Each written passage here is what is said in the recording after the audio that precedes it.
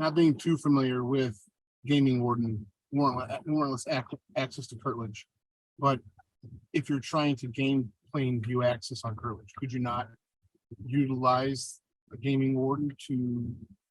What would their access to plain view be if they're walking on curtilage with their warrantless access possibility? Okay, I think I understand the question, Rick. You need to turn up the mic or the speaker just a tad, I think. But okay. So Jason, so let's kind of walk through this step by step. Okay. So, and Mike, you jump in at any time. The first thing we want to start with is that Department of Natural Resources Division, whatever it is, right? The wildlife officers, they do have a special authority in every state to allow warrantless searches for gaming violations, right? Is that kind of where we're talking about here? Yes. Okay.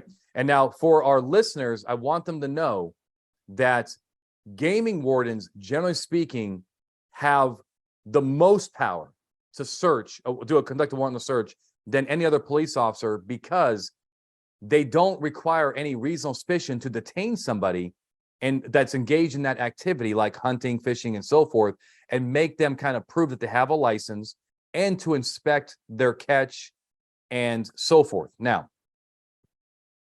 Mike, anything to add to that? No, I'm actually kind of I'm curious a little bit. I'm a little foreign to me.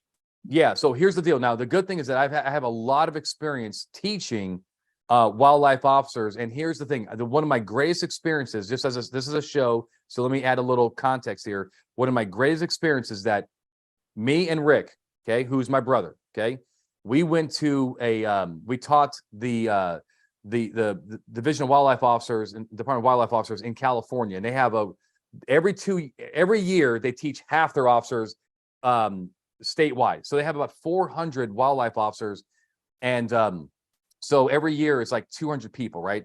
And they have a really nice, I got to tell you, a pretty nice, conference and so forth. And we went there to deliver our training class, and they gave me a T-shirt that said, protect the thin green line. And I thought I never heard that before. And I thought that was like very clever. So if you ever see like the green, the blue, and the red, well, that's what the green is. The green is our DNR guys out there. So I'm familiar with these guys, and I've been teaching them a lot, but they have a lot of power. But here's the deal. Okay, now, Jason, this is going to go towards the crux of your question. The warrantless exception for these administrative inspections, they have to be done in good faith.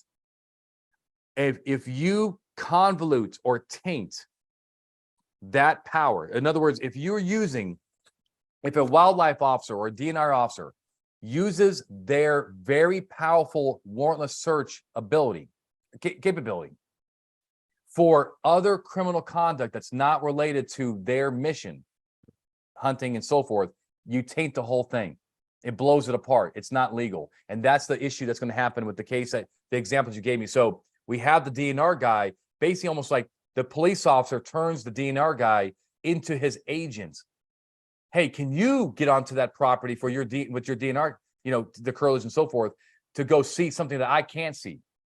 And I'm picturing our piggyback rule picture right now. Us right on the back of the DNR guys. And that might be a good way to look at it. So, but the problem is that and Judge says the thin green line is supposed to be military. I think we can use it for both, quite frankly. But I think it's fair that the thin green line is good for military and for the DNR guys. But anyway, the point is that that's the issue there, Jason. So we cannot taint that administrative inspection, and here's the reason why. The U.S. Supreme Court has said that when you have, go ahead, Jason. I'm sorry, I was clearing my throat. I'm not so much asking in reference to turning to a DNR guy and saying, hey, let's go do this. I'm more asking, like, he comes into a plain view situation where he sees a truck that he knows may have killed somebody, and he sees it through a window as he's walking through a back 40 of a barn. Now, the plain view, now he's on curtilage, and he has access legally to that curtilage. Okay, you said that he killed somebody, like he's the discussion was the truck hitting somebody, going into the garage, and the officer laying on the curtilage looking up into the garage.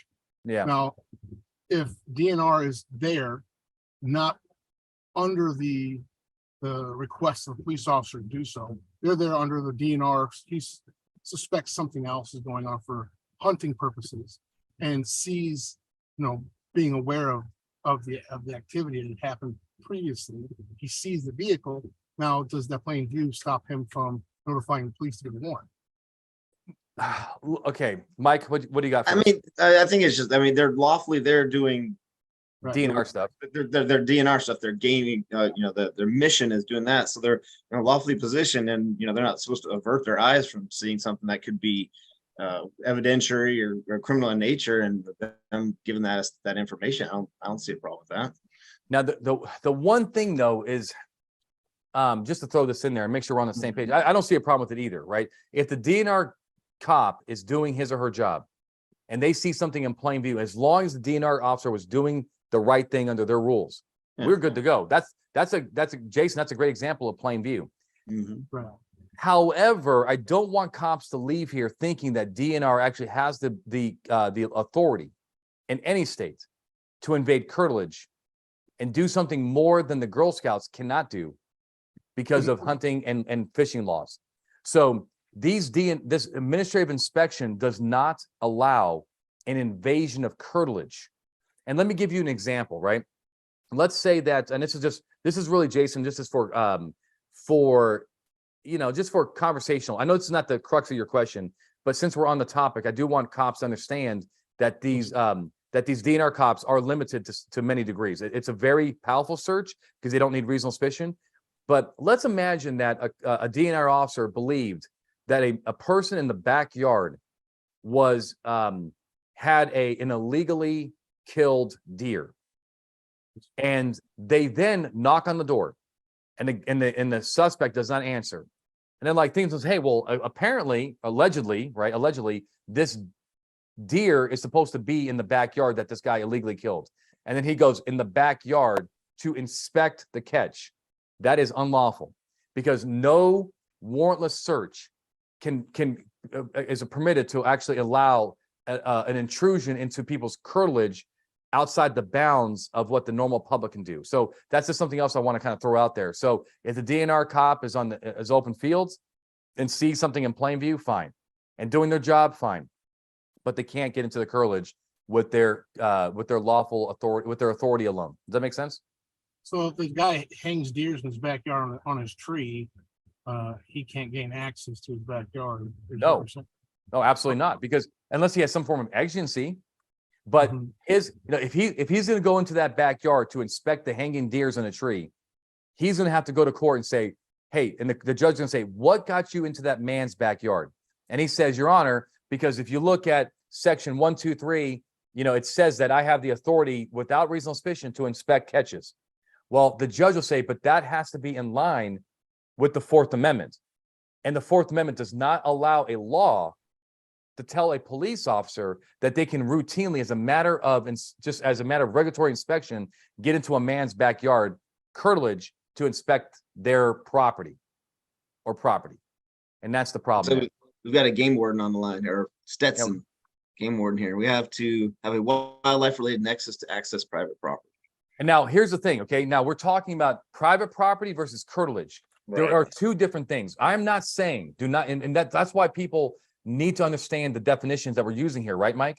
Yeah, the open view concept, or the open fields concept versus curtilage. Yeah, correct. So my friend, the game warden here, if he has a nexus that a person is hunting on private property, and this person is the Duttons, they have Duttons have more than 500 acres, but they have 500 acres and they are hunting on their private property, then most states allow that game warden to go onto that private property, and that's not considered trespass, even if it says no trespassing, right? Even if it says no game wardens allowed, If the game warden believes that they're hunting, they get to go on that property to, otherwise the game warden laws are a nullity. It's an empty promise that we're going to protect our natural resource. However, that law cannot be interpreted nor ever say, go into his backyard and inspect his catch, unless you have his consent, unless you have a recognized exception, like exigency, or you have a warrant. Stetson, would you agree? Okay, thank you. My game warden confirms. Thank you. Thank you.